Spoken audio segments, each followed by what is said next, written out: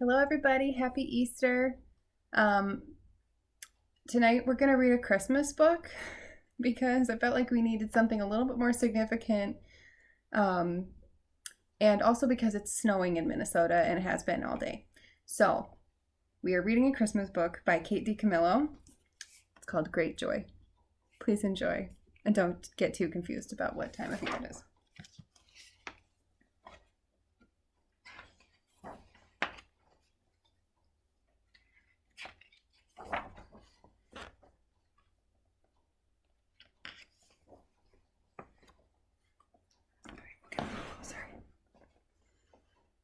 The week before Christmas, a monkey appeared on the corner of Fifth and Vine.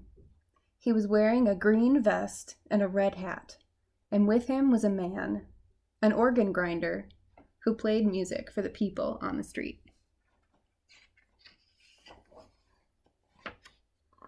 In the daytime, when the sun shone, the sequins on the monkey's vest glittered and flashed, and from the windows of her apartment, Frances could see the tin cup he held out to the people who walked by. Sometimes, if it was very quiet for just a minute, she could hear the music. It came across the crowded sidewalk and up through the windows, and even though the organ grinder and the monkey were just across the street, the song sounded sad and far away, like the music from a dream.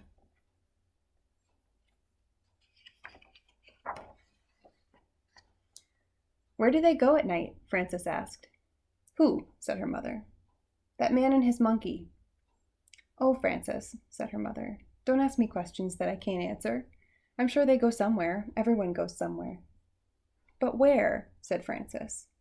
"I have no idea," said her mother. "Turn around." Frances turned.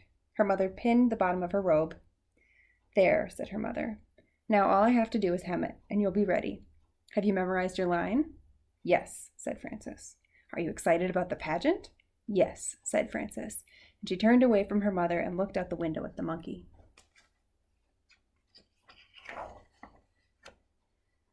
That night, Frances made herself stay awake. She hummed songs and said her multiplication tables. She named the capitals of each state, St. Paul, Tallahassee, Harrisburg, one after the other. Every time she felt as if she might fall asleep, she shook her head and pinched her arm and opened her eyes wide. Finally, at midnight, Frances got out of bed and crept down the hallway to the living room. She looked down into the street. She saw the organ grinder, but where was the monkey? Her heart thumped. And then she saw him, tucked inside the man's overcoat, his small red hat still on his head. "Look at me," Frances whispered. "Look up here."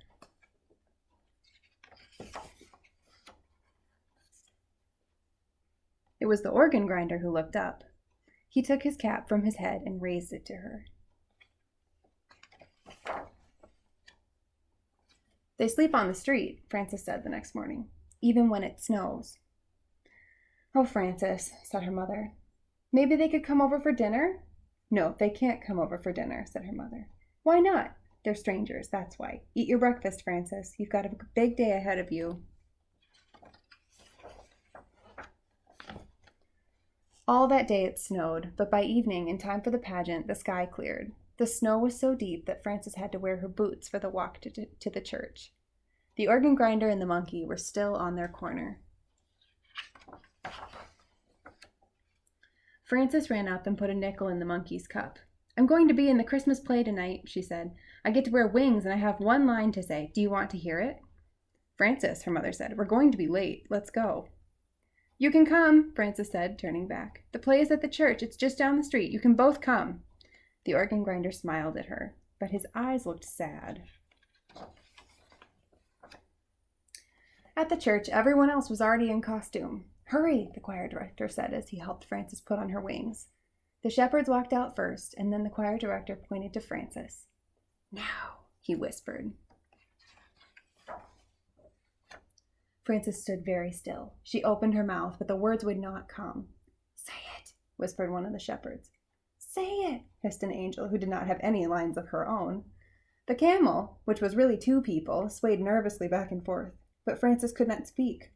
All she could think about was how cold it was outside and how sad the organ grinder's eyes were, even when he smiled. The world was quiet. Everyone waited. Then at the back of the sanctuary, a door opened.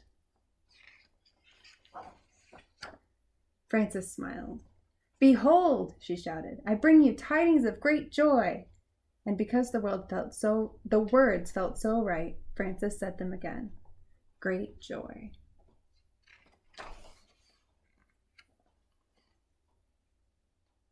And that's the end. Hope you enjoyed that. Thanks for reading. Have a good night.